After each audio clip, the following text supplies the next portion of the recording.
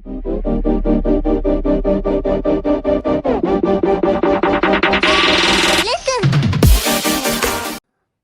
everyone. Welcome to the very first class of our new batch of CMA Inter Law. Of course, 2022 syllabus. आपके इस syllabus का overview आपको already पता होगा कि भाई दो ग्रुप्स हैं, दो पहाड़ जैसे ग्रुप्स हैं जिनको हमें क्लियर करना है। और ग्रुप 1 की अगर मैं बात करूँ तो उसमें हमारे 4 पेपर आते हैं, पेपर 5, 6, 7, 8। और सबसे पहला paper that is paper 5, business laws and ethics. Exam के समय साइकोलॉजिकल प्रेशर होता है कि अगर ये पेपर अच्छा नहीं हुआ तो आगे आने वाले जितने भी पेपर्स हैं ना वो कहीं ना कहीं इफेक्ट हो जाते हैं, भले ही आपकी बहुत सॉलिड बहुत तगड़ी प्रिपरेशन हो, राइट। तो मेंटल सेटिस्फैक्शन के लिए बहुत ज़्यादा ज़रूरी है, आगे बढ़ने के लिए बहुत ज़्यादा ज़रूरी है कि ये जो पहला पेपर हो ना, इसकी प्रिपरेशन आपकी इतनी बेहतरीन हो कि वर्स्ट से वर्स्ट सिनेरियो में पेपर ऐसा आया वैसा आया लेंदी आया तो भी आप एटलीस्ट इस सिचुएशन में हो कि आप कह सको नहीं मैंने 80-90 मार्क्स का पेपर अटेम्प्ट किया है, और सिर्फ अटेम्प्ट नहीं किया है, उसमें से मुझे पूरा यकीन है कि 60+ तो मेरे आ ही जाएंगे। तो 60+ हमारा लोएस्ट टारगेट है जो इस बैच में हम सेट कर रहे हैं। लोएस्ट टारगेट मतलब बुरी से बुरी हालत में भी 60 तो आ जाएगा। और अच्छी से अच्छी हालत लॉ लगता नहीं है कि स्कोरिंग है, but then you can of course score more than 80 marks as well. ठीक है, मैं ऐसा नहीं बोल रही हूँ कि 95 और 99 आ जाएंगे, नहीं भाई, इतनी अच्छी हिस्ट्री नहीं रही है, क्योंकि हर एग्जामिनर थोड़ा सा अलग होता है और बच्चों की एक लिमिटेड कैपेसिटी होती है। I will explain you one by one, आपका हर एक पर्सपेक्टिव मैं आज खोल दूंगी और आपके हर एक डाउट्स डिस्पेल हो जाने वाले हैं धीरे धीरे। बस मुझे सुनते जाओ, क्योंकि आज का पहला क्लास है तो डायरेक्टली हम ऐसे पढ़ाई पे जंप नहीं करने वाले हैं। कुछ बातचीत बहुत ज़रूरी है, वो आपकी मेंटल स्टेट ऑफ माइंड के लिए बहुत ज़रूरी है और मुझे आपको आगे ले जाने के लिए बताने के लिए बहुत ज़रूरी है, because until I tell you these things I will not be able to take you forward, right. तो मैम, इस बिजनेस लॉज एंड एथिक्स का क्या करना है, कैसे करना है? देखो, पहले तो हम एक सिलेबस ओवरव्यू ले लेते हैं ताकि हम एक्चुअली समझ पाएं कि हम किस चीज़ में कूदने वाले हैं, हम क्या एक्चुअली करने वाले हैं। तो बिजनेस लॉज एंड एथिक्स का जो हमारा सब्जेक्ट है, it's divided into 4 sections. Okay, section A is commercial laws which carries 30% weightage. तो मतलब 100 मार्क्स में से 30 नंबर हमारे किससे आएंगे? कमर्शियल लॉज से आएंगे। और कमर्शियल लॉज में क्या है? इंडियन कॉन्ट्रैक्ट एक्ट, सोगा sale of goods act, negotiable instruments act, Indian partnership act, LLP. बहुत कुछ आपने पढ़ा हुआ है ना? So this is something which is a repetition to a great extent. It is something which is a repetition of what you have already read at the foundation level. ठीक है, एक चीज मैंने छोड़ दी है, introduction to law and legal system. इसमें सिर्फ इतना नहीं है एक्ट कैसे पास होती है, लॉ का मतलब क्या होता है, नहीं, it has a lot of part of the Indian constitution. तो हमारे आर्टिकल्स बहुत कुछ हमें पढ़ने हैं यहाँ पे। तो ये अपने आप में एक नया टॉपिक है, absolutely new, absolutely fresh and अच्छा इंक्लूजन है जो किया गया है, although limited.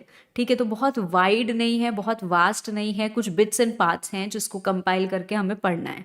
Okay, next portion is our section B, industrial laws. Industrial laws छोटे छोटे होते हैं, बहुत बड़े बड़े नहीं हैं हमारी ये एक्ट्स जो हमें पढ़नी है। Factories act, payment of gratuity act, EPF and miscellaneous provisions, ESI act and code on wages. Of course you don't have to read all the entire act, इसका लिमिटेड कवरेज ही है।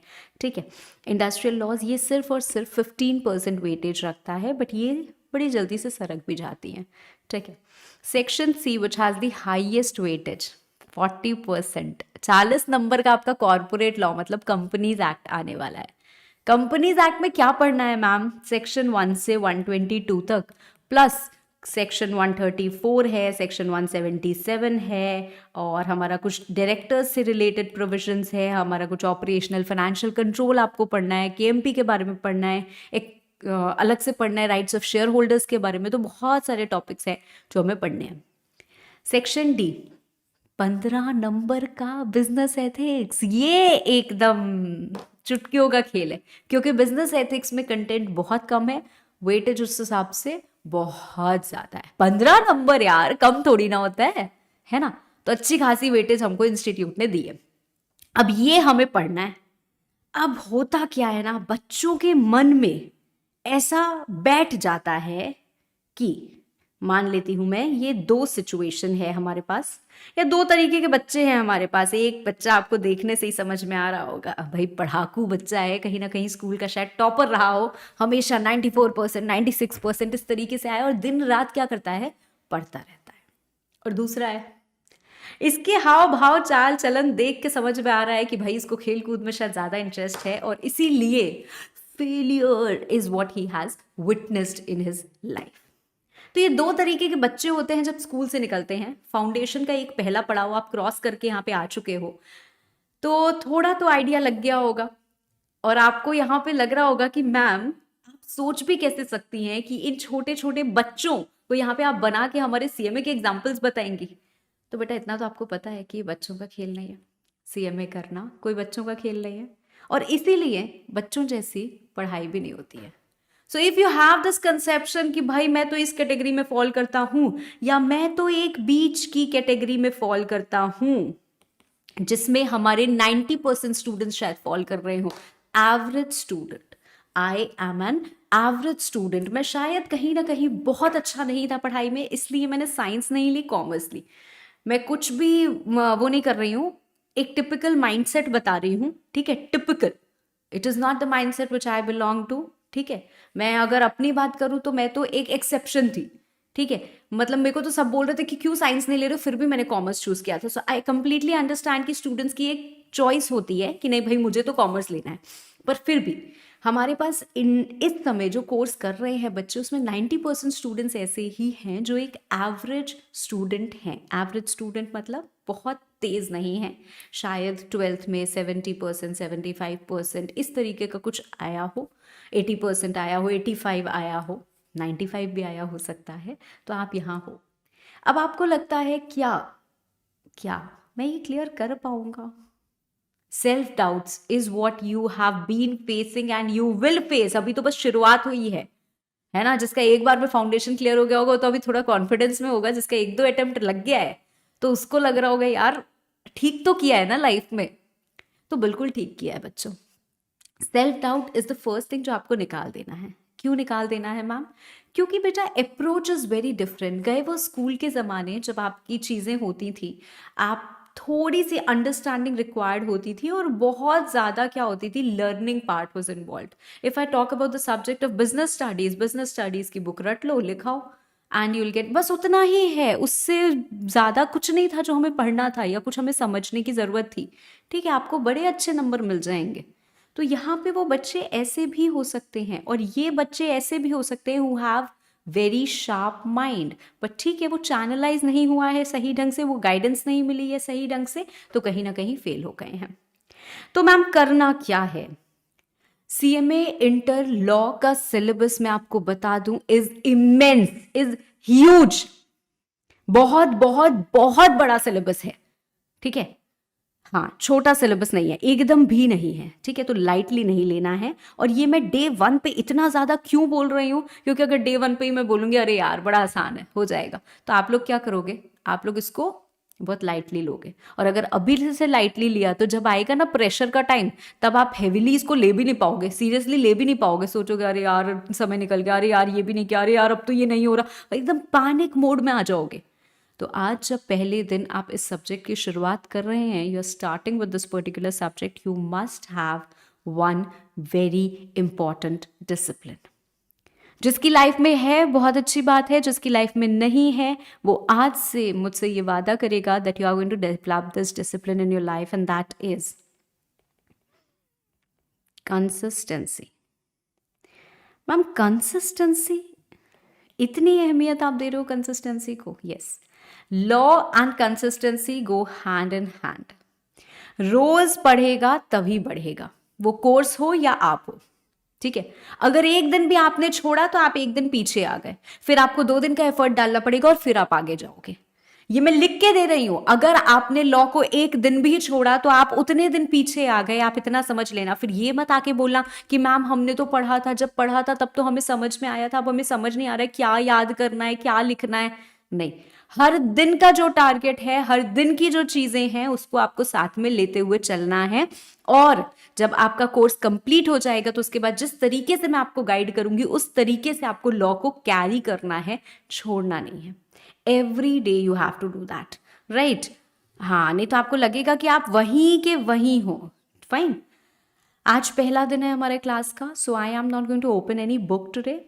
आई will teach you certain parts, but वो हमारे बिना book के हो जाएंगे। मैंने यहाँ पे फर्स्ट चैप्टर का क्या, इंट्रोडक्शन का यहाँ पे चार्ट खोल के बैठी हूँ। बट उसके पहले मैं आपको बता दूँ अबाउट योर बुक्स, ठीक है? तो आपको भाई 5, मतलब you are going to get the set of 5 books. ऐसे कैसे लिख रही हूँ मैं, सेट ऑफ 5 बुक्स, ठीक है? हाँ, कुछ अलग ही मीनिंग निकल जाएगा, और हम तो लॉ पढ़ रहे हैं यार, इंटरप्रिटेशन इज वेरी इंपॉर्टेंट। तो सेट ऑफ 5 बुक्स आपको लॉ में मिलेगा। उसमें क्या है, हमारी 2 डिटेल्ड बुक है। 2 डिटेल्ड बुक मतलब कमर्शियल एंड इंडस्ट्रियल लॉज की वॉल्यूम 1, वॉल्यूम 2 जो हमारी है वो कंपनी लॉ और एथिक्स की है। उसके बाद हमारे 2 क्वेश्चन बैंक आएंगे respectively, and thereafter 1 you have summary book, उसको हम चार्ट बुक कहते हैं, जो आपके लास्ट मिनट रिविजन के लिए बहुत हेल्प करेगी। तो मतलब मैम क्या हमें कुछ भी और करने की ज़रूरत नहीं है? The answer is a big no, आपको कुछ भी और करने की ज़रूरत नहीं है, is a big yes. But you have to maintain 2 copies. मेरे साथ अगर आप पढ़ रहे हो, you are going to follow what I tell you, right? Trust me, trust the process, trust the experience, and please follow as suggested, ठीक है? Of course आपका अपना कुछ स्टैंड हो सकता है, बट जितना हो सके, जितनी हद तक पॉसिबल हो, आप ऑफकोर्स मेरे से डिस्कस कर सकते हो अगर आपको कुछ भी ऐसा लग रहा है तो। पर प्लीज़ कोशिश करिए कि इसको आप फॉलो करें। 2 कॉपी आपको मेंटेन करनी है। 2 कॉपी कैसी मैम? एक होगी आपकी क्लास नोट्स और एक होगी आपकी प्रैक्टिस बुक। प्रैक्टिस बुक, ये प्रैक्टिस बुक आप कैसी भी कॉपी ले लेना, रूल्ड कॉपी जैसे नॉर्मल आती है, बिकॉज आपको यहाँ पे लिखना है। जो हमारी क्लास नोट्स की कॉपी होगी, इसको प्रेफर करना कि जैसे ये मैं यूज़ करती हूँ ना, blank papers, I don't use the ruled papers, तो आप ऐसा ही यूज़ करो। क्यों ऐसा ही यूज़ करो? Because most of the time we make a lot of charts, तो आपको उसमें हेल्प करेगा, ठीक है? तो ये 2 कॉपी आपकी डे 1 रेडी होनी चाहिए। You should be ready with a highlighter and you should be ready with 2 pens. 2 pen क्यों मैम? क्योंकि हम जब भी कोई भी टॉपिक शुरू करते हैं, I say that section number and heading, मतलब वो सेक्शन किससे रिलेट करता है। तो आपने चैप्टर का नाम यहाँ पे लिख दिया। लेट्स से फॉर एग्जांपल कोई भी चैप्टर है, फैक्ट्रीज एक्ट है, ठीक है? अब फैक्ट्रीज एक्ट के बाद यहाँ पे आप कोई टॉपिक लिखोगे, आप कोई भी डेफिनेशन लिख रहे हो, आप कुछ भी लिख रहे हो, तो यहाँ पे आपने वो टॉपिक लिखा है एक पेन से, और बाकी अंदर का कंटेंट आप ब्लू पेन से लिख सकते हो। So take a red pen और टेक अ ब्लैक पेन, जो भी है, एक हेडिंग के लिए और एक कंटेंट के लिए, ठीक है? तो इतनी चीज़ें आपके पास डे 1 क्लास में रेडी होनी चाहिए। आज छोड़ दो, कल से रेडी कर लेना, ठीक है? अब मैम लॉ हम जब पढ़ते हैं तो हमारा कैसा अप्रोच होना चाहिए? क्या आप लॉ में हमें सारी चीज़ें लिखाएंगी, हमें याद क्या करना होगा? सबसे पहला सवाल होता है बच्चों का, सबसे मुश्किल सवाल होता है, मैम ये समझ में तो आया, बट इसमें से याद क्या करना है, और दूसरी बात, लिखना कैसे है? तो मैं आपको बता दूं बच्चों कि हमारे जो लॉ लर्निंग के होते हैं ना, लॉ लर्निंग के हमेशा कुछ स्टेप्स होते हैं। लॉ लर्निंग के कुछ स्टेप्स होते हैं। The step 1 is understanding. क्या लॉ को बिना समझे आपको लगता है कि आप लॉ क्रैक कर सकते हो? The answer is no. You know it's very difficult to learn the things that you don't understand. आपको मैं एक डिफिकल्ट सा सेक्शन दूंगी, ठीक है? एक बहुत डिफिकल्ट सा सेक्शन, एक बार कभी हम ये एक्सरसाइज करेंगे। एक बहुत डिफिकल्ट सा सेक्शन दूंगी जहाँ पे आपको चीज़ें पढ़ के 100% नहीं समझ में आएंगी ऑन योर ओन, ठीक है?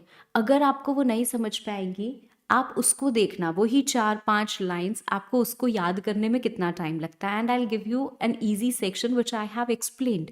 मैंने अच्छे से आपको समझा दिया है। अब आपको मैं बोल रही हूँ कि अब आप इसको याद करो।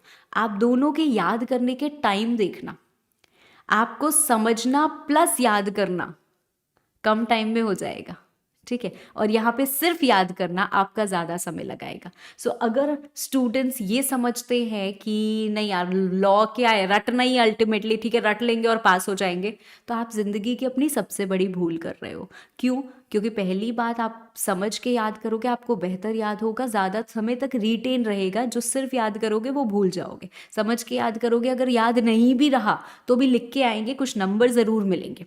दूसरी बात, आगे चल के प्रोफेशनल बनना है कि वही गुड़ गोबर बन के रहना है। तो अगर वही रहना है तो फिर तो कोई फायदा नहीं है, फिर कर भी क्यों रहे हो कोर्स, है ना। कोर्स में सब चीजें डाली गई हैं तो आपके भले के लिए डाली गई हैं, आपके लिए अपॉर्चुनिटीज हैं भर भर के, अगर आप ये सारी चीजें अच्छे से पढ़ लो तो, ठीक है। तो अभी देखेंगे हम अपॉर्चुनिटीज को भी एक्सप्लोर करेंगे कि कहाँ क्या कर सकते हैं मैम, है ना। तो इसलिए समझना बहुत जरूरी है। मैम समझेंगे कैसे? 100% you leave it on me, 100%। बस मुझे क्या चाहिए? मुझे आँख कान नाक मुंह खुले हुए थोड़े से सिंसियर बच्चे चाहिए, है ना। तो सिंसियरिटी मेरे कहने पे आपके अंदर आ जाएगी, ऐसा मैं मान ही नहीं सकती। आपने अपने जीवन में एक बहुत कठिन राह चुनी है, ये आपको पता होना चाहिए। You have actually selected something which requires self discipline, है ना। तो खुद को नियंत्रण में रखना, खुद को मोटिवेटेड रखना आपकी लाइफ में बहुत जरूरी है। हम लोग टॉप अप करने के लिए हैं, ऊपर से रिचार्ज करने के लिए हैं। जब थोड़ा सा घटेगा तो थोड़ा सा टॉप अप कर देंगे, पर वो वैलिडिटी आपको मेंटेन करके रखनी पड़ेगी, है ना। तो खुद को हमेशा पुश करते रहना है एंड अटेंटिव रहोगे आप क्लास में। 100% आप क्लासेस अटेंड करेंगे। So I give you an assurance that पूरी क्लैरिटी मिलेगी, 100% कंसेप्चुअल क्लैरिटी आपको मिलेगी। This is going to be exam oriented.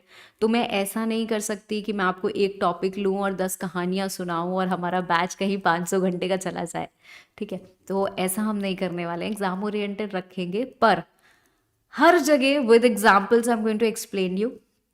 और जिसने पहले मेरे साथ पढ़ाई की है उसको पता है कि वैसे भी मुझे बहुत ज़्यादा आदत है एग्जाम्पल्स लेने की, तो आपको समझ में पक्का आएगा। दूसरी चीज़ आती है हमारी लर्निंग पार्ट की। क्या मैम लॉ में लर्न करना ज़रूरी होता है? The answer is yes, law में याद करना बिल्कुल ज़रूरी होता है। मैम क्या लॉ में हमें वही याद करना होता है जो बुक में लिखा है?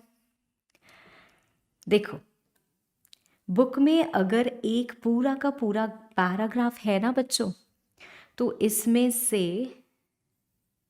कुछ वर्ड्स होते हैं जिनको हम बोलते हैं कीवर्ड्स। कीवर्ड्स, ये कीवर्ड्स अगर आपके एग्जामिनेशन के आंसर में नहीं हैं तो आपको नंबर नहीं मिलते हैं, डिस्पाइट द फैक्ट कि आपने चीज़ सही लिखी है, ठीक है। क्योंकि लॉ में हर एक टर्म का मतलब कुछ अलग बन जाता है, right? So when you are explaining, when you're trying to explain the provision that you have read, it's very important कि आप उन keywords को as it is रखो, बाकी आप अपनी लैंग्वेज में आंसर को फ्रेम कर सकते हो। Having said that, keywords are also advisable। भला ही आपका मतलब आपके वर्ड्स में भी वही और कीवर्ड्स को यूज करके भी वही है, फिर भी हम बोलते हैं कि कीवर्ड्स के बिना आप लिखोगे तो नंबर नहीं मिलेंगे, क्योंकि ग्राउंड और प्रैक्टिकल रियलिटी ये है कि यार कॉपी मैं नहीं चेक कर रही हूँ, ठीक है। और जितने मैं बोलूँ कि जिन्होंने लॉ की अच्छी स्टडी की है, अच्छी नॉलेज है, शायद वो भी नहीं चेक कर रहे हैं। तो मतलब ऐसा भी हो सकता है कि जो एग्जामिनर वहां पे बैठ के लॉ की आपकी कॉपी चेक कर रहा है उसको आपसे भी कम नॉलेज हो। ये हार्श रियलिटी है, पर हो सकता है, ठीक है। ऐसा भी हो सकता है कि भाई उस एग्जामिनर को इतनी सारी चीजें चेक करनी थी, उसने देखा कि आपने सजेस्टेड से तो मिलता जुलता कुछ नहीं लिखा है, उसने बहुत ज्यादा पढ़ा ही नहीं और आपको नंबर नहीं मिले। अब आपके पास दो रास्ते हैं। पहला, आप इसके अगेंस्ट आवाज उठा सकते हो, लड़ सकते हो, नहीं मेरे साथ तो गलत हुआ है, मैंने तो सही लिखा है, जस्ट बिकॉज मैंने बुक की लैंग्वेज नहीं लिखी आप कैसे मुझे नंबर नहीं देंगे, है ना। तो एक रास्ता ये होता है, और दूसरा ये रास्ता होता है कि आप ये सच को एक्सेप्ट करो, समझो और उस हिसाब से प्रिपरेशन करो। तो भाई झटका खाने के बाद, ठोकर खाने के बाद हम क्यों ये इस बात को रियलाइज करेंगे, हम आज ही इस बात को समझ गए हैं। पर क्योंकि सीएमए इंटर लॉ का सिलेबस इतना ह्यूज है, हम हर एक चीज तो याद नहीं कर सकते ना। और मैम आपने ग्रुप 2 का तो उधर लिखा ही नहीं है, ग्रुप 1 में 4 पेपर है भाई, कुछ तो रहम करो हमारे ऊपर। तो रहम करते हुए, आइडेंटिफाई करते हुए हम लोग चलेंगे कि क्या याद करना है। ठीक है, मैं आपको सिखाऊंगी कि आप कैसे खुद आइडेंटिफाई कर सकते हो, और क्लास में तो भाई हम हाईलाइट करते हुए चीज़ों को कुछ कुछ लिखते हुए चलेंगे। 100% मैं आपको डिक्टेट करा के नोट्स नहीं लिखाने वाली हूँ, ये मैं आज ही बता दूँ। आपके रिविजन के लिए कुछ आपको रिविजनरी नोट्स प्रोवाइड किए जा रहे हैं, नॉट फॉर ऑल बट किए जा रहे हैं। ठीक है, बाकी हर चैप्टर में आई गाइड यू कि कैसे रिवाइज करना है, क्या करना है, बहुत सारी चीज़ें लिखवाऊंगी भी, पर 100% डिक्टेट करा के आपके नोट्स में नहीं बनवाने वाली हूँ। उसका सिंपल रीज़न ये है, आप प्रोफेशनल बनने वाले हो। जो आपको इस तरीके से स्पून फीडिंग करे वो कहीं ना कहीं आपका दुश्मन बन जाता है, और मैं आपकी दुश्मन नहीं बनना चाहती हूँ। ठीक है, तो मैं चाहती हूँ कि मेरे बच्चे ग्रो करें, डेवलप करें, ऐसे ऐसे जब प्रोफेशनल बन जाए उसके बाद भी ऐसा ना हो कि यार आप तो इंडिपेंडेंट हुए ही नहीं। आप सोचो उस माँ बाप के बारे में, उन पेरेंट्स के बारे में भाई, जिन्होंने अपने बच्चों को बाहर नहीं निकाला, जिन्होंने अपने बच्चों को कुछ करने नहीं आ रही, नहीं नहीं बेटा तू कैसे ये काम करेगा।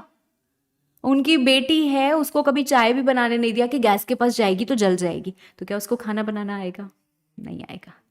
तो हमारी तो फर्ज ये है कि हम आपको इस चीज में कुदा दें, है ना, आपको गाइड करें, आपका साथ दे, आप गिरो तो आपको संभाले, पर ये कदम आपका है, ये सफर आपका है ना। तो मैम लर्निंग हमें करनी पड़ेगी, ये अंडरस्टैंडिंग की रिस्पॉन्सिबिलिटी 100% मेरी है, लर्निंग की रिस्पॉन्सिबिलिटी बांट लेते हैं, 50% आपकी 50% मेरी। ठीक है, स्टेप 3 की अगर हम बात करें तो रिवाइज करना है, ये मैंने आपको पहले भी बताया, एवरी डे कुछ कुछ होगा, वो गाइडेंस मैं आपको बाद में देती रहूंगी। उसके बाद आती है हमारी राइटिंग प्रैक्टिस। राइटिंग प्रैक्टिस के लिए हमने एक प्रैक्टिस बुक बनवाई है, उसमें एवरी डे और एवरी ऑल्टरनेट डे आपको एटलीस्ट 2-2 क्वेश्चंस उसमें लिखने होंगे। एवरी डे कर रहे हो तो एक क्वेश्चन भी लिखोगे तो चलेगा। उसके बाद हमारी चीज़ आती है डे बिफोर एग्जाम्स। तो एग्ज़ाम के पहले आप किस तरीके से अपने आप को ढालते हो, रिवाइज करते हो, वो बहुत इंपॉर्टेंट होता है। And the last step is the day. बस इसके बाद ना हमारा एफर्ट खत्म हो जाता है, उसके बाद रिजल्ट तो वही आएगा जो हमने किया है ना। तो रिजल्ट पे स्ट्रेस नहीं लेना है, स्ट्रेस यहां लेना है, एंग्शियस यहां होना चाहिए, यार हमारे एफर्ट्स कम हो जा रहे हैं रिजल्ट पे, अरे पता नहीं क्या होगा, हम गलत जगह जाके स्ट्रेस लेते हैं। ठीक है, तो I hope you have understood that these are the steps, क्या आपके पास होना चाहिए, कैसे हम शुरुआत करेंगे। भाई आज तो पहला क्लास है, तो बहुत कुछ पहले हमें समझना है और जानना है कि व्हाट इज लॉ। ऑल्दो मैं आपको ना इतना डिटेल में अभी व्हाट इज लॉ नहीं समझाने वाली हूं। व्हाई?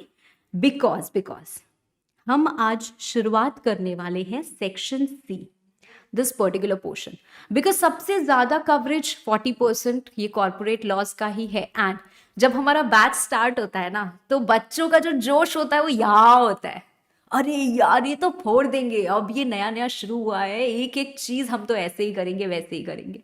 तो अगर उस हाई जोश में मैं आपको ये पढ़ा दूंगी जो आपने ऑलरेडी पढ़ा हुआ है, तो यार ये तो गलत बात हो जाएगी ना। तो अभी जब क्या कहते हैं लोहा गर्म है ना, तो हथौड़ा मारने के लिए this is the best thing, because 40% का आपका मार्क्स कवर हो जाएगा। नई चीज़ें हैं तो नई चीज़ें इनटेक करते हैं। और बिकॉज मैं आपको कॉर्पोरेट लॉस पिक कर रही हूँ, मैं ये अलग से पहले ये चैप्टर फिर ये ऐसा नहीं करना चाहती हूँ। So what I am doing is I am starting with companies act today, that is corporate loss.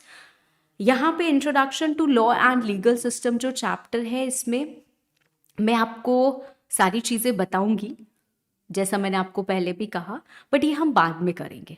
So right now when we are starting with the subject law, जो बेसिक्स आपको नीडेड है to proceed forward, that I am going to tell you and we will begin.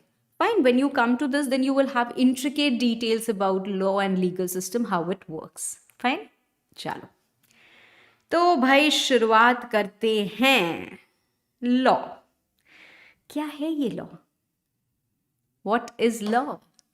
सबको पता है ना, सब लोग मुझे बता सकते हैं मैम सेट ऑफ रूल्स है, सेट ऑफ रेगुलेशंस है। एक बात और, बिकॉज हम वर्चुअली कनेक्ट हो रहे हैं, आप मेरे सामने तो हो नहीं, तो मुझे ऐसे दिखाई तो दे नहीं रहा है कि पता नहीं क्या बोल रहे हो, क्या नहीं बोल रहे हो, सुन रहे हो नहीं सुन रहे हो, सो तो नहीं गए कहीं बीच में, है ना।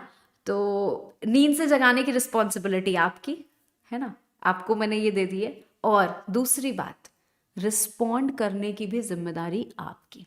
मतलब हम कैसे रिस्पॉन्ड करेंगे, आप रिस्पॉन्ड ऐसे करोगे, मैंने पूछा what is law, ma'am rules होते हैं, रेगुलेशंस होते हैं, आप बोलो ओके।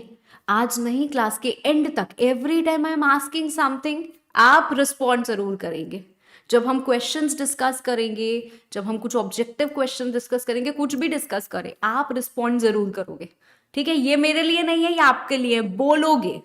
बोलोगे मतलब बोलोगे। इट इज एडवाइजेबल कि जब भी आप कभी क्लास करो ना, तो प्रेफरेबली आप एक क्लोज्ड रूम में बैठ के करो क्लास, ठीक है, जहां पे डिस्टर्बेंसेस नहीं हो, ठीक है। या कोई भी कॉर्नर में जाके, कहीं भी जाके ऐसे पढ़ाई करो, ठीक है। अरे पेरेंट्स को पता है यार पढ़ाई ही कर रहे हो, है ना, तो ऐसे पढ़ाई करो कि कोई डिस्टर्बेंस ना हो and you can actually interact, we can interact virtually also. तो भाई लॉ तो क्या होता है, रूल्स होते हैं, रेगुलेशन होते हैं। क्यों ये रूल्स और रेगुलेशंस हमारे ऊपर बनाए जाते हैं, और हम क्यों माने भाई, हम अपने घर में अपने पीओ की नहीं मानते हैं, हम क्यों माने किसी की भी। आपने हमारे लिए नियम कानून बना दिए, मोदी जी उठ के आए और उन्होंने डिमोनेटाइजेशन कर दिया, तो कभी जीएसटी ला दिया, तो कभी ये नोटबंदी कर दी, कभी ये कर दिया, कभी वो कर दिया, सब हमें मानना पड़ रहा है। क्यों मानना पड़ रहा है, क्यों मानना पड़ रहा है, क्योंकि हम ही ने उनको ये हक दिया है, हम ही ने उनको ये पावर दी है ऐसा करने के लिए। ऑब्वियसली 140 करोड़ जनता अगर है इंडिया में, India is a democratic nation, right. अभी जब हम कॉन्स्टिट्यूशन की बात करेंगे तो वहां पे हम रिपब्लिक, डेमोक्रेटिक, इन सब टर्म्स की बात करेंगे, तो हाउ इट गोज।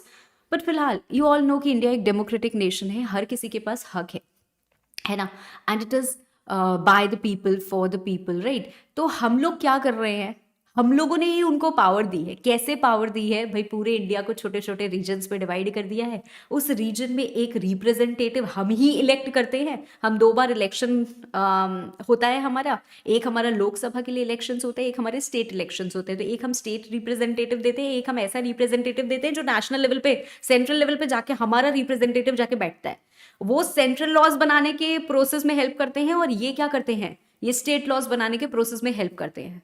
तो हमारे पास वहां पे है, और उनके इलेक्ट किए हुए फर्दर राज्यसभा में लोग बैठे होते हैं, तो हमारे पास 2 हाउसेस हो जाते हैं, राज्यसभा और लोकसभा, राइट। एक को हम बोलते हैं हाउस ऑफ स्टेट्स, एक को हम बोलते हैं हाउस ऑफ पीपल। तो हाउस ऑफ पीपल हमारे लोकसभा, हमने इलेक्ट किया, वो जाके वहां पे बैठ गए, है ना। अब वो लोग क्या कर रहे हैं, वो लोग प्रपोज कर रहे हैं, ये नियम बनाना चाहिए भाई, यहाँ के लोगों के हित के लिए ऐसा होना चाहिए, वैसा होना चाहिए। वो लोग प्रपोज कर रहे हैं, पास कर रहे हैं, और लग गया, और हमें मानना पड़ेगा। मैम हमें तो पसंद नहीं है, भाई नहीं पसंद है, पर मेजॉरिटी, मेजॉरिटी से काम चलता है ना। और अगर हमें एक सिविलाइज्ड सोसाइटी में रहना है, पीसफुली रहना है, तो भाई नियमों का तो पालन करना पड़ेगा। और जो नियम का पालन नहीं करता है, जो लॉ का पालन नहीं करता है, जो उसका उल्लंघन करता है, उसको भाई सजा भी देनी पड़ेगी, क्योंकि अगर सजा नहीं देंगे तो लोग इसको सीरियसली नहीं लेंगे, है ना। तो ये दोनों चीजें बहुत जरूरी हैं। इमेजिन करो, आज से 400 साल पहले की बात करते हैं, ठीक है, सड़क पे चल रहे हैं, 400 साल बहुत ज्यादा हो गए ना, थोड़े से पहले की बात करते हैं, या आज की ही आप बात कर लो, हम सारे मोटर व्हीकल एक्ट ये वो सब हटा देते हैं, ठीक है। तो हम रोड पे चल रहे हैं, कोई ट्रैफिक सिग्नल्स नहीं, कोई इधर से आ रहा है, कोई इधर से आ रहा है, कोई इधर से आ रहा है, कोई इधर से आ रहा है। अभी टेक्नोलॉजी इतनी हाई तो हुई नहीं है कि आप गाड़ियां उड़ा के इधर उधर ले जाओगे, और अगर उड़ाने लग जाओगे तो फिर एयर ट्रैफिक की प्रॉब्लम हो जाएगी। तो फिलहाल क्या हो रहा है, इधर से आए, इधर से आए, उधर से आए, उधर से एक्सीडेंट्स, बहुत ज्यादा एक्सीडेंट हो गया। अब इसके लिए कौन जिम्मेदार होगा, जो इधर से आ रहा था वो, या जो इधर से आ रहा था वो। हम किसी को जिम्मेदार नहीं ठहरा सकते। नुकसान किसका हुआ भाई, देश के लोगों का हुआ। क्यों, क्योंकि कोई नियम नहीं बना रखे हैं हमने, है ना। अब जब नियम बनेगा तो हो सकता है इसको पसंद आए, इसको ना पसंद आए।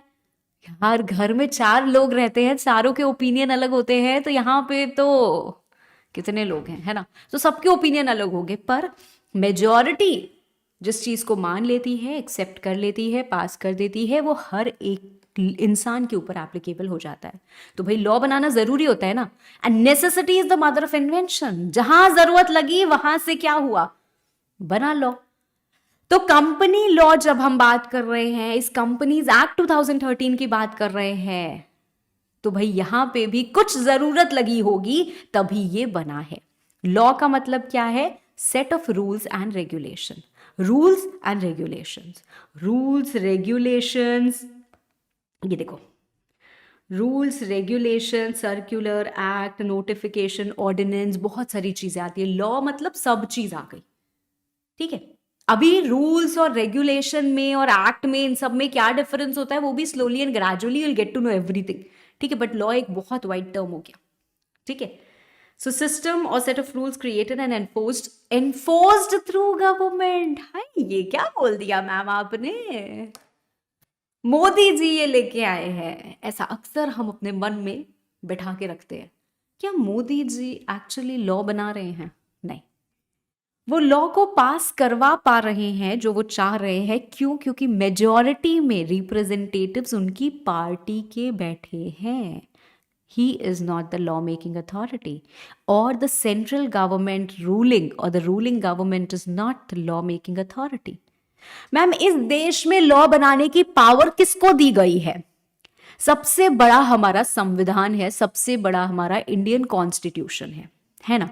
तो इंडियन कॉन्स्टिट्यूशन में लिखा है कि लोगों के पास है पावर, और लोगों ने क्या किया है, लोगों ने इलेक्ट करे हैं रिप्रेजेंटेटिव्स, और उनको क्या दी गई है, लॉ मेकिंग पावर दी गई है। मतलब पूरे देश पे अप्लाई होने वाले जो लॉज बनेंगे, जिनको हम सेंट्रल एक्ट्स बोलते हैं या एक्ट ऑफ पार्लियामेंट बोलते हैं। क्यों बोलते हैं? Because the power to make laws has been conferred to parliament. और पार्लियामेंट का मतलब क्या होता है? लोकसभा, राज्यसभा और प्रेसिडेंट। तो ये तीन लोग मिलके क्या कर रहे हैं? सेंट्रल एक्ट्स बना रहे हैं। एक्ट, सेंट्रल एक्ट्स बना रहे हैं, ठीक है। Act is nothing but a set of rules and regulations only. तो कुछ रूल्स और रूल बुक है हमारी एक्ट, जो प्रॉपरली डिवाइड की जाती है चैप्टर्स में। सेक्शंस होते हैं, सब सेक्शंस होते हैं, क्लॉजेस होते हैं, सब क्लॉजेस होते हैं, ठीक है। बहुत सारे एक्सप्लेनेशंस होते हैं। तो ये सारी चीजें हमारी एक्ट में होती हैं, ठीक है। तो एक रूल बुक है for every particular thing that is needed. तो जिस भी चीज की जरूरत लगती है उस चीज का क्या होता है? नया एक्ट बन दी जाती है। और ये सेंट्रल एक्ट्स है, मतलब पूरे देश पे लगने वाला जो कानून है वो पार्लियामेंट बना रहा है। किसी स्टेट पे लगने वाला कानून कौन बताता है? तो वहां पे हमारे पास क्या होता है भाई? लेजिस्लेटिव असेंबली है, गवर्नर है। जैसे वहां पे हमारे पास प्रेसिडेंट है, स्टेट में हमारे पास गवर्नर है, ठीक है। But we are not concern about the state law, so I am not getting into that, ठीक है। So what is the meaning of law? You know that. Is it different from act? And of course it is different. Law is a much wider term. Who makes act and law? Whoever has power under constitution. कुछ matters हैं जिनके ऊपर parliament, जो union list में fall करते हैं, जिनके ऊपर पार्लियामेंट बनाता है। स्टेट लिस्ट में जो फॉल करते हैं स्टेट लेजिस्लेचर, कॉन्करेंट लिस्ट में दोनों। अगर हम लॉ को कंप्लाई नहीं करते हैं तो भाई हमारे इम्प्रिजनमेंट, पेनाल्टी और डैमेजेस पे करना, किसी को अगर हमारी वजह से नुकसान हुआ तो वो सारी चीज़ें भी होती है। तो सिविल और क्रिमिनल दोनों लायबिलिटी अट्रैक्ट होती है for non compliance of law, right. इतनी चीज़ क्लियर है? This just the recall. अगर आपने लॉ स्टार्टिंग में पढ़ा है तो ये चीज़ें ज़रूर आपको पता होंगी, बट एक बार हमने क्विक रिकॉल किया है। Why am I saying quick recall? Because अगर कॉन्स्टिट्यूशन और इन सब की हम बात करें तो we have a separate chapter, तो हम उसको एग्जाम ओरिएंटेड अप्रोच से पढ़ेंगे कि क्या हमसे एग्जाम में पूछा जा सकता है, क्या नहीं पूछा जा सकता है। This is not something which is going to be asked in your examination at all, ठीक है। बट लॉ शुरू करने से पहले थोड़े बेसिक्स तो होने चाहिए, है ना। चल, ठीक है मैम। एक्ट एक कैसे पास होती है? बच्चा बच्चा जानता है जो लॉ पढ़ रहा है। मैम, पहले एक बिल होता है, वो जाता है लोकसभा में। एक्चुअली ऐसा नहीं है कि इट गोज फर्स्टली इन लोकसभा, कोई भी हाउस में जा सकता है। कुछ रिस्ट्रिक्शंस होते हैं हमारे, कुछ स्पेसिफिक बिल्स होते हैं जिनको आपको पहले लोकसभा में ही इंट्रोड्यूस करना है। बट यहाँ पे ऐसे ही लिखा हुआ है, ठीक है, फॉर आर लेवल। हाँ ठीक है, अभी ये सब चीज़ें चलेगी। तो एक बिल होता है, उसको हम न्यूज़पेपर में पब्लिश करते हैं पहले सजेशन के लिए, उसको पार्लियामेंट में इंट्रोड्यूस करते हैं, लोकसभा में पास होता है, स्टैंडिंग कमिटीज़ वगैरह बनती हैं, उनको रेफर किया जाता है, डिस्कशंस होते हैं, वो सजेशंस देते हैं, वापस उन सजेशंस को इनकॉर्पोरेट करके फिर से इंट्रोड्यूस किया जाता है, दोनों हाउसेज में उनको अप्रूवल मिल जाता है। Then it goes to the president, he gives the assent and it becomes an act. So this is something that you already know. Okay. Because we are beginning with corporate law, corporate law आज हम शुरू कर रहे हैं, जो कि 40% weightage cover करता है आपके एग्जाम का। सिर्फ एक ही चीज़ हमें उसमें पढ़नी है। कॉर्पोरेट लॉ में बहुत सारी चीज़ें आती हैं, बट हमें क्या पढ़ना है? Companies act 2013। पार्लियामेंट को पावर मिली यूनियन लिस्ट की entry 97, that is the residual entry, वहां से पावर मिली कि पार्लियामेंट आप कंपनी के ऊपर लगने वाला कानून बना सकते हो। तो पार्लियामेंट ने इस पावर को यूज करके एक सेंट्रल एक्ट बनाई which is called as companies act 2013। पहले 2008 में इंट्रोड्यूस हुई, बहुत सारे रिजेक्शंस मिले, फाइनली 29 अगस्त को इसको प्रेसिडेंट की असेंट मिली थी and it became companies act 2013। It was form to regulate company को रेगुलेट करने के लिए ये एक्ट गई।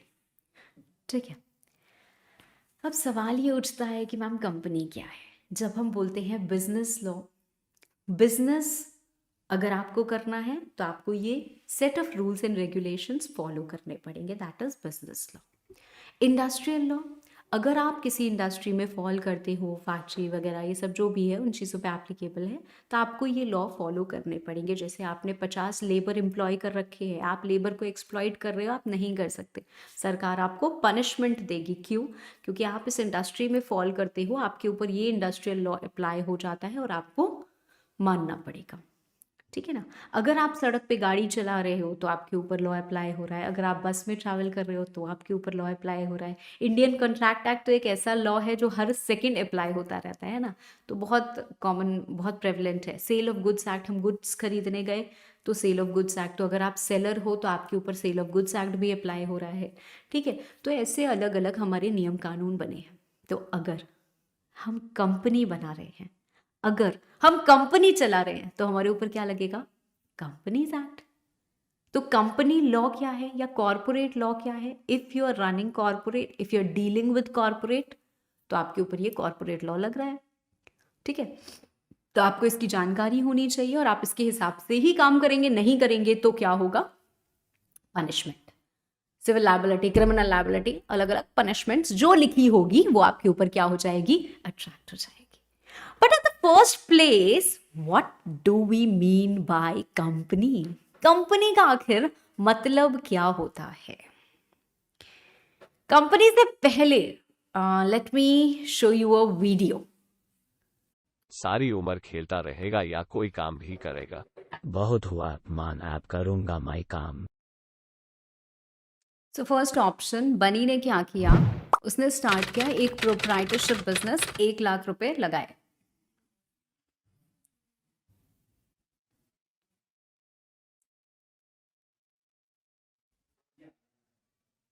उसके बाद उसने लोन लिया बैंक से 5 लाख रुपए का।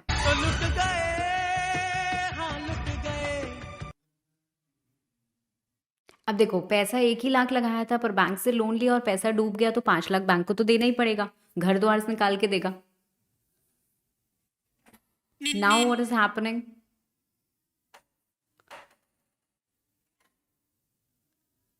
Now because proprietorship is not perpetual succession, क्या हो रहा है? बनी की डेथ हुई, बिजनेस भी चला गया। सेकेंड ऑप्शन कि आप पार्टनरशिप स्टार्ट करो, तो हनी के साथ पार्टनरशिप स्टार्ट की, loan again, loss again, liability again, because again partnership is also अब समथिंग आप विच ही इज नॉट। कोई रास्ता दिखाइए सीए साहब। सारी उम्र खेलता। चल, तो बनी आया है हमारे पास, राइट, दुखी है, तो हम उसको क्या एडवाइस करने वाले हैं कि भाई तू एक काम कर, तू बना कंपनी, राइट, बिजनेस करना है। बिजनेस करने के डिफरेंट फॉर्म्स ऑफ ऑर्गेनाइजेशन हमारे पास है। हम बिजनेस कर सकते हैं एक प्रोप्राइटरशिप, जैसे हमें लगता है ना सुबह सुबह गमछा वमछा लगा के ऐसे छोटी सी दुकान खोलते हैं, दिया बत्ती करते हैं और फिर बिक्री शुरू करते हैं। हमें लगता है कि छोटी सी दुकान खोलिए, फिर प्रोप्राइटरशिप बिजनेस है, नीचे नोट बड़े छाप रहे होते हैं, राइट। तो कमाते बहुत है प्रोप्राइटरशिप में भी, ऐसा नहीं है, छोटी छोटी proprietorships are doing wonders, but disadvantages भी हैं। पार्टनरशिप्स, हमारे प्रोफेशन की अगर हम बात करें तो प्रोफेशनल पार्टनरशिप्स तो बड़ी भी होती है, अलाउड भी होती है, और पार्टनरशिप्स ही अलाउड है। कंपनी बना के हम अपना प्रोफेशनल वाला काम नहीं कर सकते हैं, ठीक है। अभी उस पर हम बहुत बाद में आएंगे, फिलहाल धीरे धीरे धीरे धीरे सीढ़ी बढ़नी चढ़नी है हमें। तो इसमें होता क्या है, कंपनी अगर आपने बनाई है तो उसके बहुत सारे एडवांटेजेस हो जाते हैं। कैसे एडवांटेजेस मैम? प्रोप्राइटरशिप के जो डिसएडवांटेजेस हैं वो कंपनी के एडवांटेजेस हो जाते हैं। प्रोप्राइटरशिप में क्या था? अनलिमिटेड लायबिलिटी, भाई सबसे बड़ा दुख, पैसा आप 4 रुपए लगाओ या 40 रुपए लगाओ, ऐसा नहीं है कि हमने 40 लगा दिया, ज्यादा से ज्यादा क्या होगा, ये 40 हमें वापस नहीं मिलेगा, ऐसा नहीं होता है। ऐसा कंपनी के केस में हो सकता है, ठीक है। बट यहाँ पे क्या होता है, you are liable, unlimited liability, मतलब अगर आपने किसी से उधार लिया, क्रेडिटर को आपने पेमेंट नहीं की, आपके बिजनेस में पैसा सारा ठप हो गया, माल जल गया, कुछ भी हो गया, तो क्या होगा, क्रेडिटर तो खड़ा हो जाएगा, भाई मेरी तो पेमेंट दो। अब आपके पास जो घर है, आपके जो पर्सनल एसेट्स हैं, they are going to be attached, right. आपके पास लिमिटेड कैपिटल होता है, पैसे नहीं होते हैं यार, किसी से पैसे मांगने जाओगे तो वो आपको लोन ही देगा ना, उधार ही देगा। वो आपका भागीदार थोड़ी ना बन रहा है, और अगर भागीदार बन रहा है तो वो पार्टनरशिप बन गई। पार्टनरशिप में भी सेम तरीके की प्रॉब्लम होती है, वही लोग पैसे दे पाएंगे ना। कंपनी के केस में क्या होता है, कैपिटल का कोई लिमिट ही नहीं है। आप जनता के पास जाओ ना, वो था ना, हम पब्लिक के पास जाएंगे और पब्लिक से 10 रुपए मांगेंगे और बोलेंगे कंपनी के आप मालिक बन जाओ। तो we have immense ways of raising capital which we read later, है ना। तो कंपनी के केस में ये एडवांटेज होता है, राइट। फिर हमारा वो बनी की डेथ हो गई तो क्या हो गया, पूरा का पूरा बिजनेस खत्म, पार्टनरशिप खत्म हुई, डिसॉल्व हो जाती है पार्टनरशिप, दोबारा आपको बनानी पड़ेगी, भले ही आप सेम बिजनेस कंटिन्यू करो। कंपनी के केस में ऐसा नहीं होता है। रिलायंस इंडस्ट्रीज, कोई भी आप कंपनी उठा के देखो, कंपनी एज इट इज चल रही है, कुछ लोग आए, कुछ लोग चले गए, आएंगे चले जाएंगे, आएंगे चले जाएंगे, कंपनी एज इट इज अपनी चलती रहेगी, है ना। तो क्यों क्यों ऐसा होता है, बिकॉज परपेचुअल सक्सेशन है ना। हमारे पास लिमिटेड लाइबिलिटी है। अभी हम इस पॉइंट्स पे आएंगे, थोड़ा सा इसको अच्छे से पढ़ेंगे, बिकॉज ये बेस है तो बनाना ज़रूरी है हमारे लिए। एक और कंसेप्ट है हमारे पास सेपरेट लीगल एंटिटी का, जो कि कंपनी होती है। पर कंपनी होती क्या है मैम, देखो कंपनी की अगर हम बात करें तो company it used to be a group of people who had their meals together, and now it is a group of voluntary people who are actually working for their meals together. हम अपने bread butter के लिए काम करते हैं ना, हम क्यों काम करते हैं, रोटी कपड़ा और मकान, अपनी बेसिक नेसेसिटी के लिए हम काम करते हैं, हम प्रॉफिट कमाने के लिए काम करते हैं, हम अपनी लिविंग के लिए काम करते हैं। तो जो लोग साथ में मिलके काम कर रहे हैं वो क्या है, कंपनी है। So group of voluntary association ideally हमारा क्या हो जाता है, कंपनी हो जाता है। पर we are reading corporate law, we are reading companies act. तो कंपनीज एक्ट के हिसाब से कंपनी क्या होती है, as defined in section 2 clause 20 of the act. We'll come to this clause and subsection later. उसके पहले Companies Act is divided into 29 chapters. क्यों ma'am act is divided into 29 chapters? भाई हमारी बुक का जो सिलेबस होता है ना, वो भी ऐसे तो नहीं होता है ना कि ऐसे back to back back to back back to back लिखा हुआ है, तो हमको कभी भी हम कुछ समझ नहीं पाएंगे। तो छोटे छोटे चैप्टर्स में, यूनिट्स में डिवाइडेड होता है। वैसे ही एक एक्ट भी है, it is all related to company, पर उसको छोटे छोटे चैप्टर्स में डिवाइड किया गया है। प्रोविजंस की कंपनी का ऑडिट कैसे होना चाहिए, we have a separate chapter called that's audit and auditors. कंपनी अपने प्रॉफिट्स को पे आउट करती है in the form of dividend, उससे रिलेटेड प्रोविजंस एक अलग चैप्टर में। तो इस तरीके से कंपनी कैसे इनकॉर्पोरेट होती है, उससे रिलेटेड चीज़ें एक अलग चैप्टर में। तो ऐसे 29 चैप्टर्स डिवाइडेड हैं। 7 शेड्यूल्स हैं। शेड्यूल्स में हमारे पास कुछ एडिशनल चीज़ें होती हैं, एक एक करके हम पढ़ेंगे तो हमें समझ में आएगा। नाउ आइडियली अगर मैं ये बोलूँ कंपनीज एक्ट हैज़ 470 सेक्शंस, तो ये गलत होगा। यस, कंपनीज एक्ट जब बनी थी तो 470 सेक्शंस के साथ आई थी, पर अब इसमें कुछ और सेक्शंस ऐड हुए हैं, कुछ सेक्शंस डिलीट भी हुए हैं। So I can say additional amended sections जो आए, जैसे सेक्शन 3A, सेक्शन 10A, ये सब ऐड हो गए, and there are some sections which have been deleted, right? So originally it came up with 470 sections. Now accordingly they have been, some new sections have been added and some sections have been deleted also. Companies Act has a lot of rules. भाई हर chapter में rules है, और rules कौन बनाता है, rules बनाती है हमारी सेंट्रल गवर्नमेंट।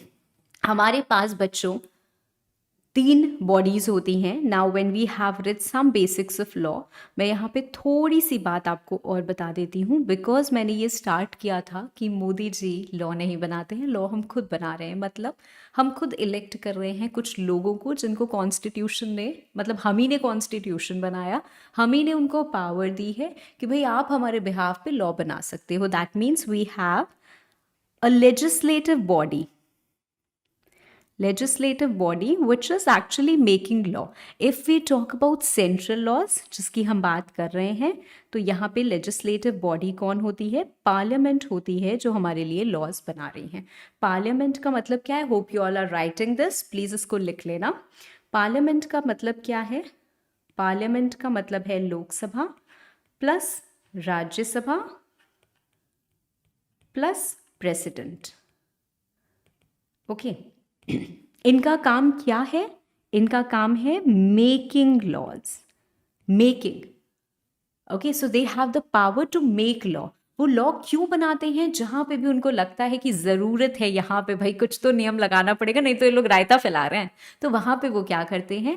नियम लगाते हैं. ऑफ कोर्स नियम ऐसे ही एक सिंगल इंसान नहीं लगा सकता है. सारे के सारे छोटे छोटे रीजन्स के जो रिप्रेजेंटेटिव है वो जहाँ बैठे हैं वहाँ पे बिल प्रपोज होता है, और उसके बाद क्या होता है? नेगोशिएशंस होते हैं, डेलिब्रेशंस होते हैं, मतलब डिस्कशंस हो रही हैं, चीज़ें हो रही हैं, कुछ बदला, कुछ अमेंडमेंट आया, ऐसा आया वैसा, लास्ट में वो क्या होता है? अप्रूव होता है और वो पास होता है. ठीक है, so we know how a bill is made to an act. जब हमारे पास ये लोकसभा सेशन में नहीं होते, because it is not always in session, तो उस समय क्या होता है? उस समय अगर कोई इमरजेंसी लॉ बनाना है तो ऑर्डिनेंस पास होता है. ठीक है, कुछ चीजें ऐसी होती हैं जो हमें लगता है यार पार्लियामेंट को तो इस बारे में पता ही नहीं है. अब बैंक्स कुछ करने वाले हैं, उसके बारे में तो सबका सब आरबीआई को ही पता है, तो आरबीआई क्या करती है? कुछ रेगुलेशन बनाती है. तो आरबीआई को भी पावर दी हुई है कि भाई इस मैटर में आप रेगुलेशन बना सकते हो. वो पावर कहाँ से आई? वो एक्ट बनाई हमने बैंकिंग रेगुलेशन एक्ट बनाई, उसमें बहुत सारी आरबीआई को पावर दी कि आरबीआई तुम एक बॉडी हो जिसको हमने कॉन्स्टिट्यूट किया, तुमको ये पावर दी गई है बैंक के काम करने के लिए. ठीक है, तो वैसे ही जैसे सेबी है, सेबी को बहुत सारी पावर्स दी गई हैं, है ना. तो हमारे पास एक्ट बनती है, एक्ट में बॉडीज भी बनती हैं, और बॉडीज को पावर भी दी जाती है कि आप ये काम कर सकते हो. ठीक है, वो कहाँ से पावर मिल रही है? पावर मिल रही है वही एक्ट से. ठीक है, तो ये हो गए हमारे लेजिस्लेटिव बॉडी. इसके बाद आती है हमारी एग्जीक्यूटिव बॉडी. अरे भाई ये क्या कर रहे हैं? ये होती है हमारी सेंट्रल गवर्नमेंट, रूलिंग गवर्नमेंट. इनका काम क्या है? इनका काम है देश को चलाना, एंश्योर करना कि लॉ आप मान रहे हो. ठीक है, so they are responsible for execution of law. अब आपने कंपनीज एक्ट तो बना दी, आपने कंपनीज एक्ट में कहा कि यार नाम रिजर्व करना होगा पहले, अगर कंपनी बनानी है आपको तो पहले एक नाम सोचो, नाम को रिजर्व कराओ, फिर ये एप्लीकेशन दो, वो एप्लीकेशन दो. अब सेंट्रल गवर्नमेंट एकदम तिलमिला गई. उन्होंने कहा यार ये क्या एक्ट में लिख दी है इतनी सारी बातें, ये आज के ज़माने में नहीं चल रही है. हमने तो वो एप्लीकेशन फॉर्म जो आप फिजिकल करते थे, हमने तो सारा ऑनलाइन कर दिया. अब हमने फॉर्म का नाम बदल दिया, अब हमने फॉर्म को रिवाइज कर दिया. अब कैसे हम बार बार जाएं और एक्ट में अमेंडमेंट कराएं? जितना मुश्किल एक्ट लाना उतना ही उसमें अमेंडमेंट लाना, क्योंकि अमेंडमेंट एक्ट भी पास होती है ऐसे ही प्रोसेस से. तो बड़ा मुश्किल है यार. आपने पता नहीं क्या क्या चीजें लिख दी. तो पहले कंपनीज एक्ट जो 1956 होती थी ना, उसमें बहुत सारी चीजें लिखी हुई थी. ठीक है, अब इन्होंने क्या किया? कंपनीज एक्ट में सेक्शंस कम कर दिए, हाँ, और रूल्स बढ़ा दिए. रूल्स मतलब जो ग्राउंड लेवल रूल्स हो रहे हैं यार. लेजिस्लेटिव बॉडी मतलब पार्लियामेंट ने बनाया कि कंपनी इनकॉर्पोरेट करनी है by filing form as prescribed. बस अब जो प्रिस्क्राइब्ड प्रोसीजर है ये कौन प्रिस्क्राइब कर रहा है? ये पावर दी सीजी के पास, मतलब सेंट्रल गवर्नमेंट. जो रूलिंग गवर्नमेंट है, this central government operates through it's different ministries, है ना. हर एक ministry is headed by a minister, है ना, हमारे पास डिफेंस मिनिस्टर होता है, होम मिनिस्टर होता है, फाइनेंस मिनिस्टर होता है। तो ऐसे ही हमारे पास मिनिस्ट्री ऑफ कॉर्पोरेट अफेयर्स है, that is also headed by minister, and all the ministers are headed by prime minister, है ना। तो हमारे पास ऐसे एक मिनिस्ट्री ऑफ कॉर्पोरेट अफेयर्स है, ठीक है। ये मिनिस्ट्री क्या है, सेंट्रल गवर्नमेंट को रूल्स बनाना है, तो मतलब एमसीए क्या करती है, रूल्स बनाती है। तो अब एक्ट में क्या लिखा, एज प्रिस्क्राइब्ड, प्रिस्क्राइब्ड के लिए हम कहाँ जाएंगे, हम देखेंगे भाई एमसीए तूने क्या रूल बनाया है। अब एमसीए ने आज बोला कि फॉर्म फाइल करना, रन और अपना नाम रिजर्व कर लेना। थोड़े टाइम बाद उनको लगा नहीं नहीं यार ये रन फॉर्म से बेटर हम और कुछ कर सकते हैं, उन्होंने फॉर्म चेंज कर दिया। क्या चेंज किया, रूल्स चेंज किए, खटाखट रूल्स चेंज करते जाओ करते जाओ करते जाओ। The world famous definition of small company सुनी है कि नहीं सुनी है, सबने सुनी है ना। 2 करोड़, 20 करोड़, 4 करोड़, 40 करोड़, है ना। वो गजब का लेवल का कंफ्यूजन चलता है। वो कहां से आ रहा है, यहीं से आ रहा है, क्योंकि एक्ट में बस इतना लिख दिया कि such higher amount as may be prescribed and CG has the power to prescribe an amount up to this। अब CG उसमें खेले जा रहे हैं, प्रिस्क्राइब किए जा रहे हैं। पहले बोला 2 और 20, फिर बोला 4 और 40, है ना। तो वो प्रिस्क्राइब कर रहे हैं अमाउंट। तो वो कैसे कर ले रहे हैं इतना जल्दी जल्दी, क्योंकि उनको रूल्स ही बदलना है। तो रूल्स चेंज करना आर ईजियर, और ये एक्ट को बदलना है ये मुश्किल का काम है, ठीक है। तो एक्ट में इन्होंने कम चीजें लिखी और हर जगह लिख दिया as prescribed, as prescribed, as prescribed. तो रूल्स पढ़ो, रूल्स में चीजें प्रिस्क्राइब्ड है। तो हर चैप्टर के साथ हमारे रेलेवेंट और एसोसिएटेड रूल्स भी हैं, ठीक है। तो ये हमारी जो एग्जीक्यूटिव बॉडी है कंपनीज एक्ट के लिए, central government is doing through MCA, ठीक है। तो एमसीए में फर्दर हम अथॉरिटीज के बारे में भी पढ़ेंगे, है ना। हमारे पास आरओसी होते हैं, हमारे पास चलो अभी उसमें नहीं जाते। हमारे पास एनसीएलटी होता है, हमारे पास एनसीएलएटी होता है। तो हमारे पास डिफरेंट अथॉरिटीज़ भी हैं जिनके बारे में हम बात करते हैं। एंड देयर आफ्टर ये स्मॉल कंपनी मत लिखना, ठीक है। बस ये ऐसे ही लिखना, जो जितनी मैं ऐसे ऐसे गोल गोल कलाकारी कर दूँ ना, प्लीज़ वो मत लिखना, ठीक है। और तीसरी हमारे पास होती है जुडिशियल। ये क्या होते हैं, हमारे कोर्ट्स, ठीक है, हमारे कोर्ट्स। इसको भी मैं यहाँ से इरेज कर रही हूँ क्योंकि अथॉरिटीज़ हम सेपरेटली पढ़ेंगे, बिकॉज अगर हम एनसीएलटी और एनसीएलएटी की बात कर रहे हैं तो वो कहीं ना कहीं हमारी जुडिशियरी बॉडी हो जाती है, ठीक है। तो we will discuss that later, ठीक है। तो हमारे पास ये 3 तरीके के बॉडीज होती हैं। नाउ कमिंग बैक, वापस आते हैं। तो ये बात समझ में आ गई आपको, ओके अच्छा, आई थिंक मैं आपको कुछ, हाँ वो गलत खोल रखा था मैंने। नाउ अब हमारी जो कंपनीज एक्ट 2013 है, it is notified in parts, it was notified in parts. Section 1 30 अगस्त 2023 से 2013 से ही नोटिफाई हो गया था। 98 सेक्शंस नोटिफाई हुए थे 12 सितंबर को, 183 सेक्शंस एंड सो ऑन। ये हमारे लिए याद करने वाली इंफॉर्मेशन नहीं है, जो होगी वो मैं बताऊंगी। कंपनीज एक्ट 1956 अब हट चुका है, रिपील हो चुका है और नया कंपनीज एक्ट आ चुका है। वैसे तो ये धीरे धीरे से हमारी ज़िंदगी का हिस्सा बना था, बट अब आ चुका है। एप्लीकेबिलिटी अभी हम थोड़े टाइम बाद पढ़ेंगे। Coming back, what is company, that is clear. Why a company is formed, of course because it has a lot of advantages over other forms. ये हमारी पर्सनल चॉइस होती है, हम जो भी business form of organisation choose करना चाहे वो कर सकते हैं। कंपनी बनाना चाहो तो कब बना सकते हो भाई, पहले भी कंपनी बन रही थी, अभी भी बन रही है, बाद में भी बनेगी, है ना। तो एक्ट शुरू होने के पहले भी बन रही थी, बाद में भी बन रही, क्योंकि पहले भी हमारे पास कंपनी लॉ था, बस दूसरी एक्ट थी। लगा यार पूरी बदल गई है, तो अब क्या करेंगे। अब तो जैसे आप लोगों के साथ ऐसा होता है ना, भगवान ना करे ऐसा दिन आए, पर मान लो ऐसा किसी दुश्मन, मतलब जो ऐसा हो ना कि भाई लड़का या लड़की कोई पसंद नहीं है, तो उसके साथ ऐसा सोच लो कि हो रहा है, उसका रिजल्ट आया, एग्जाम नहीं क्लियर हुआ, ठीक है। अब उसने बुक ले रखी थी, ठीक है। अब बुक में क्या हुए, थोड़े अमेंडमेंट्स आए, हमने यहाँ काटा, यहाँ काटा, यहाँ काटा, यहाँ काटा, ठीक है, लिख लिया, मैनेज कर लिया। अगली बार फिर नहीं हुआ, फिर और कुछ अमेंडमेंट्स लिखे, फिर नहीं हुआ, फिर और कुछ अमेंडमेंट्स लिखे, अब तो पूरी बुक रंगीन हो चुकी है, अब कुछ समझ में नहीं आ रहा है, तो अब आप क्या कर सकते हो, मतलब अब वो क्या कर सकता है, वो बुक हटा दो, एक नई अमेंडेड बुक ले लो, है ना। तो इसी तरीके से जब एक एक्ट होती है, यहाँ बदलाव, यहाँ बदलाव, यहाँ बदलाव, यहाँ बदलाव, यहाँ बदलाव, ये भी बदला, फिर ये बदला, फिर ये बदला, फिर ये बदला, फिर लगा यार पूरा सेक्शन ही हटाना है, अरे यार ये पूरा ही हटाना पड़ेगा, तो ये एक्ट ही हट जाती है। आज के समय के हिसाब से तुम नहीं हो, हम एक नई एक्ट लेके आएंगे, तो तब वो रिपील हो जाती है। तो काफ़ी टाइम तक अमेंड होने के बाद क्या हो जाती है, कभी कभी रिपील भी हो जाती है ना।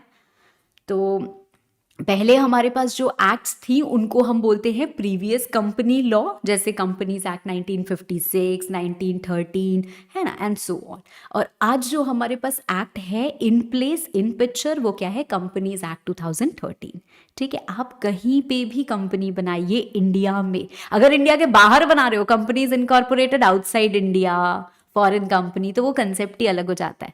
इंडिया में कंपनी हम बना रहे हैं, रजिस्टर करा रहे हैं, रजिस्टरिंग अथॉरिटी है ROC, रजिस्ट्रार ऑफ कंपनीज, उनके पास हम कुछ डॉक्यूमेंट्स फाइल करके अपनी कंपनी रजिस्टर कराते हैं, और फिर उस कंपनी के तहत हम बिजनेस करते हैं, हम काम करते हैं इन द प्रोसीजर और in the manner which is given in companies act. तो भाई हमें बनानी कैसे है या चलानी कैसे है, ये दोनों बातें हमें कहाँ मिलती हैं, कंपनीज एक्ट में। तो मैम क्या हमें अपने सिलेबस में पूरी कंपनीज एक्ट पढ़नी है, ना ना, रुको दिखाती हूँ, एक मिनट।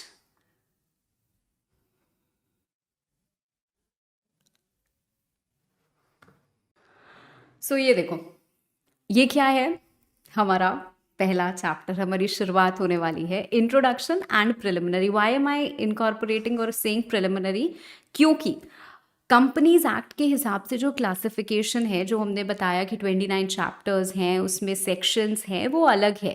और हमारा जो इंस्टीट्यूट ने डिज़ाइन किया हुआ है कंपनीज एक्ट, उसमें 1 से 122 सेक्शंस हैं, कुछ कुछ नहीं भी हैं उसमें बीच में।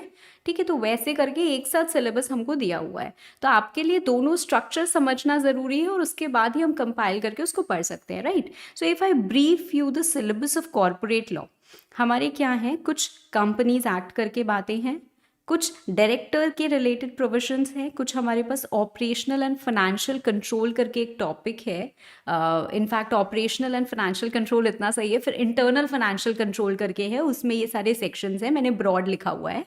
फिर हमारे पास राइट्स ऑफ शेयर होल्डर्स करके एक टॉपिक है, और एक KMP just the definition we have to read about की मैनेजरियल पर्सनल।